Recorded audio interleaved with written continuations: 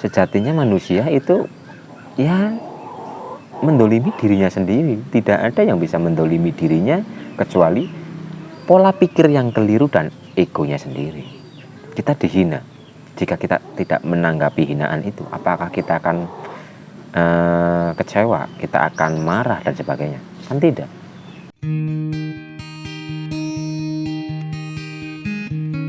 Assalamualaikum warahmatullahi wabarakatuh. Rahayu, rahayu, rahayu. Kali ini saya akan mencoba menjabarkan tentang hadis rumahku adalah surgaku. Yang dimaksud rumahku adalah surgaku itu sebenarnya adalah Tuhan kita sendiri.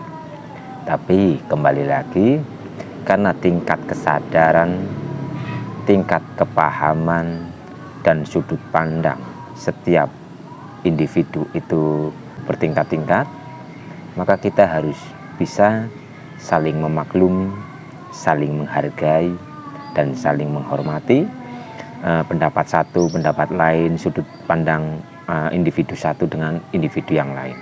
Karena tingkat kepahaman dan tingkat kesadaran itu berbeda-beda setiap individu. Jadi yang paling umum yang dimaksud rumahku adalah surgaku itu adalah rumah kita yang berwujud fisik. Yang dimaksud oleh mereka rumahku adalah surgaku itu adalah rumah yang berwujud fisik, yaitu seperti rumah kita yang kita tinggali ini, yang memakai batu bata, kayu, dan sebagainya. Tapi kita coba masuk lebih dalam lagi. Jika kita hanya mentok pada rumah yang berfisik seperti rumah yang kita tempati ini, apakah iya kita akan menemukan ketenangan, kenyamanan jika rumah itu selalu ada pertengkaran, selalu ada permusuhan, dan sebagainya? Apakah itu akan membuat diri kita nyaman?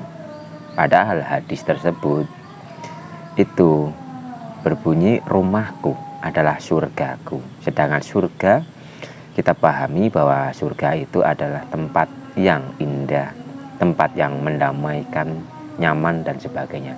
Tapi jika kita hanya memahami rumahku adalah surgaku hanya berbentuk fisik, yang bertembok, berkayu, dan sebagainya, maka kita tidak akan menemukan ketenangan, kedamaian, keindahan dalam rumah yang berwujud fisik ini.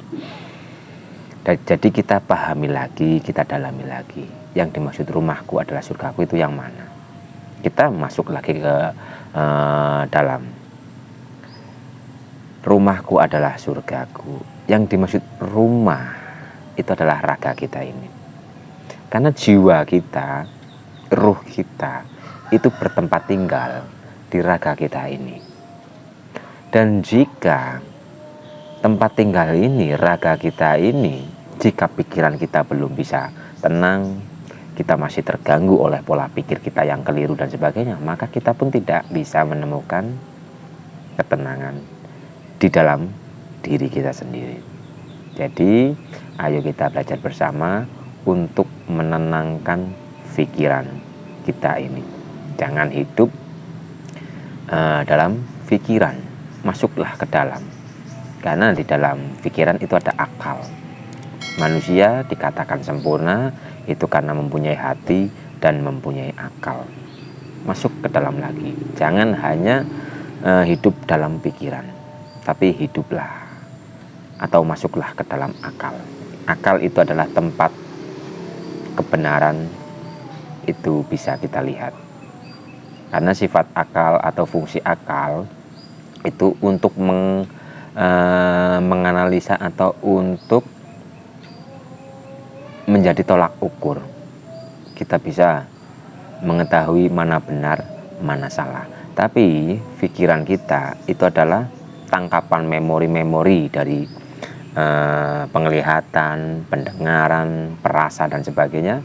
Itu dikumpulkan dalam otak kita dan itu akan membuat gambar-gambar atau membuat halu-halu yang bisa membahayakan untuk diri kita. Jadi jika kita menghadapi sesuatu, gunakan akal kita. Kita amati kejadian dan kita analisa dengan akal kita, jangan dengan pikiran. Memang pertama dengan pikiran. Setelah kita mengamati, kita berpikir. Setelah kita berpikir, di situ ada analisa. Kita menganalisa. Dari kita menganalisa, maka di situ kita akan bisa membedakan mana benar dan mana salah. Jadi kembali lagi kepada rumahku adalah surgaku. Jika kita hanya memahami rumah yang ini, berarti belum ketemu. Kita memahami rumah yang ini pun ditentukan oleh pikiran kita atau akal kita. Kita belum bisa menemukan ketenangan jika pikiran kita masih keliru. Kita masuk lagi ke dalam, ke ruh kita. Rumahku adalah surgaku, ternyata jati diri kita sendiri. Karena hakikat jati diri kita itu berasal dari Sang Maha. Rumah sejati kita itu adalah Sang Maha. Jadi kembali lagi, kita harus bisa saling memaklumi, saling menghargai satu sama lain. Karena tingkat kepahaman, tingkat kesadaran setiap individu itu berbeda-beda. Ilmu maklum itu sangat penting. Jadi ilmu pemakluman itu sangat penting. Jika kita tidak bisa memaklumi orang lain, tidak bisa memaklumi luar diri, yang ada hanya akan terjadi perbenturan energi. Kita harus memaklumi. Jangan sampai ada permusuhan, jangan sampai ada kebencian karena beda pendapat, karena beda pemahaman, beda sudut pandang dan sebagainya. Jangan sampai kita seperti itu. Jadi yang dimaksud rumahku adalah surgaku, itu adalah jati diri kita ini dan Tuhan kita. Karena untuk mengenal Tuhan kita harus lewat pelantara jati diri atau diri sejati kita. Tidak akan mungkin kita bisa mengenal Tuhan kita jika kita belum kenal dengan diri kita ini. Kenalilah diri kita agar kita kenal dengan Tuhan kita. Setelah kita kenal dengan diri kita yang sejati dan kenal dengan Tuhan kita yang melingkupi segala sesuatu, maka disitulah rumahku adalah surgaku. Yang ada hanyalah ketenangan, kedamaian, kebahagiaan, cinta kasih, rasa syukur, dan sebagainya. Di situ kita akan menikmati kehidupan kita ini. Hidup kita jangan sampai terganggu oleh pola pikir kita sendiri. Karena sebenarnya kita itu setiap hari berperang dengan pikiran kita sendiri. Setiap hari kita bermasalah dengan pikiran kita sendiri. Contoh sederhana, ketika kita dihina, jika pikiran kita tidak terima, karena kita merasa bahwa kita mungkin mulia dan sebagainya, maka di situ akan timbul kebencian, akan timbul kemarahan, emosi dan sebagainya. Tapi jika ketika kita dihina, kita jangan menyertakan pikiran kita.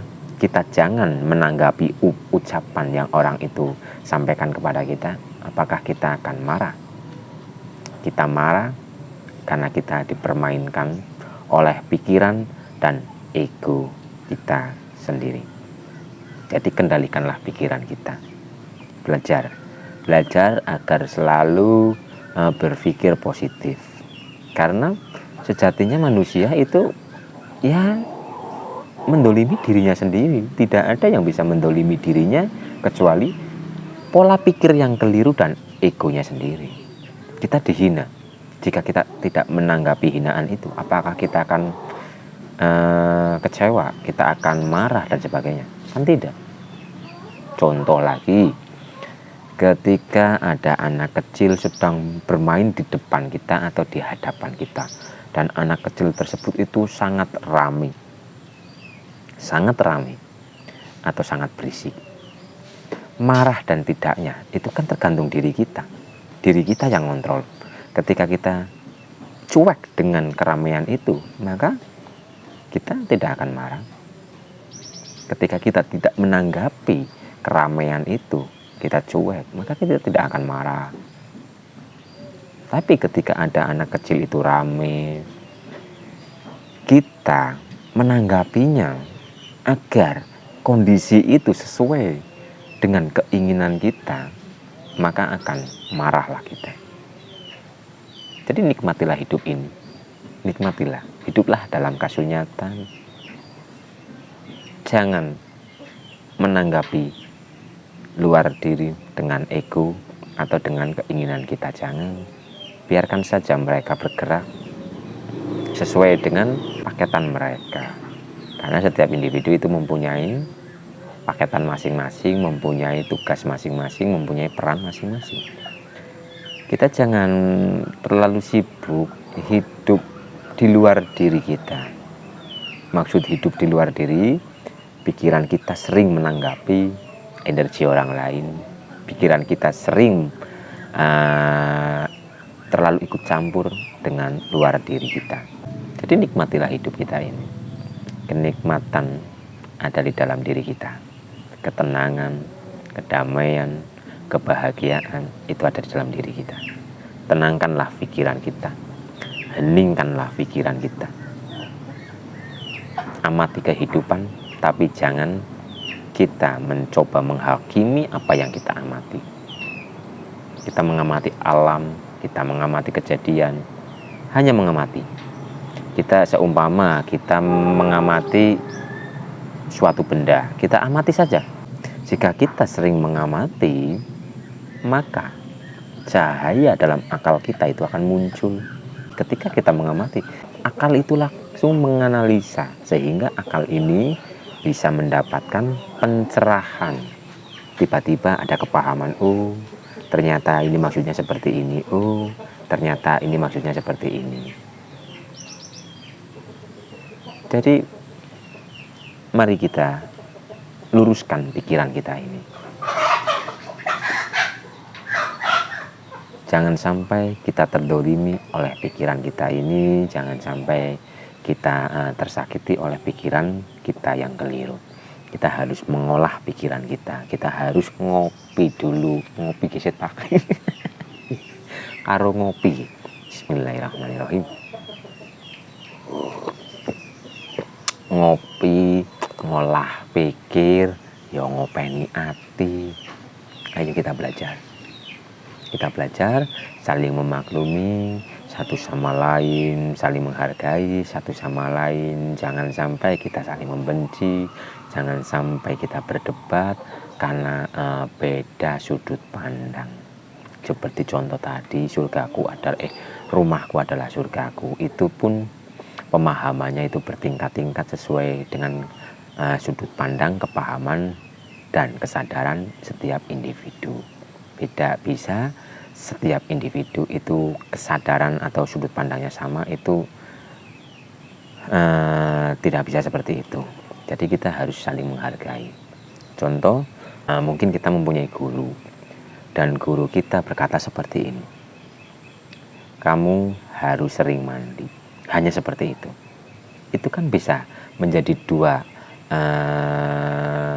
kepahaman yang berbeda, menjadi dua pengertian yang berbeda. Mungkin satu orang disuruh dengan kata-kata tadi, disuruh kamu harus sering mandi. Yang ini mungkin hanya bisa memahami hanya sekedar mandi secara raga. Jadi setiap hari dia itu mandi dan mandi. Sehari 7 kali mungkin mandinya, karena kepahaman, kesadaran dan sudut pandangnya itu ya di situ. Jadi dia ketika disuruh oleh gurunya harus sering mandi, itu hanya memandikan jasad kita atau raga kita ini. Dan yang satu, sudut pandangnya yang berbeda, itu menangkapnya mandi secara hati. Jadi dia melakukan pertobatan, membersihkan, mungkin masih emosian, membersihkan rasa-rasa emosi itu, mungkin masih sering marah, sering gelisah, khawatir dan sebagainya.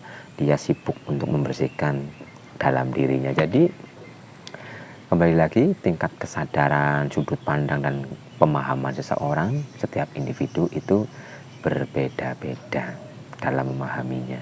Kita harus saling menghormati, harus saling menghargai satu sama lain. Jangan sampai kita mudah marah karena sesuatu di luar diri kita. Jangan sampai ada orang yang mungkin di belakang kita, ada yang mengolok-olok kita, lantas kita marah dan sebagainya. Itu mendolimi diri kita sendiri. Ayo belajar bareng untuk mengolah pikir kita agar selalu berpikir yang baik-baik. Kita boleh untuk berpikir, tapi pikiran itu harus yang baik-baik. Jangan gunakan pikiran untuk kenegatifan. Jangan. Karena itu merusak diri kita sendiri, mendolimi diri kita sendiri, menyakiti jiwa dan raga kita sendiri. Karena raga kita ini itu sangat dipengaruhi oleh pikiran kita. Karena sifatnya energi kembali lagi adalah mengikuti pikiran. Dan jika pikiran ini kotor, pikiran ini keliru, maka energi itu akan menyebar ke seluruh tubuh kita dengan energi yang negatif.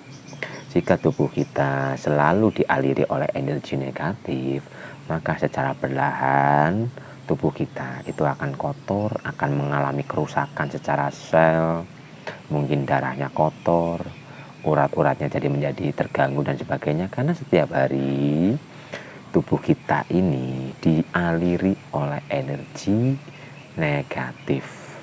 Energi negatif itu yang ada di dalam pikiran kita sendiri. Tapi jika pikiran kita benar, pikiran kita selalu positif, maka tubuh kita ini akan teraliri oleh energi kepositifan. Jadi tubuh kita itu akan sehat, tubuh kita itu akan tangguh, jiwa kita itu akan tangguh. Jadi semua kembali kepada diri kita masing-masing. Jagalah pikiran kita agar selalu positif, jagalah perasaan atau rasa kita agar selalu positif. Kita semua layak untuk bahagia. Dan mungkin itu dulu penjabaran yang bisa saya sampaikan. Semoga penjabaran ini bisa bermanfaat, dan jika tidak bermanfaat jangan sampai dimasukkan ke dalam diri, karena itu akan mengotori diri kita sendiri. Ambil yang bermanfaat dan buang yang kurang bermanfaat atau yang tidak bermanfaat. Oke, mungkin itu dulu. Assalamualaikum warahmatullahi wabarakatuh. Rahayu, rahayu, rahayu.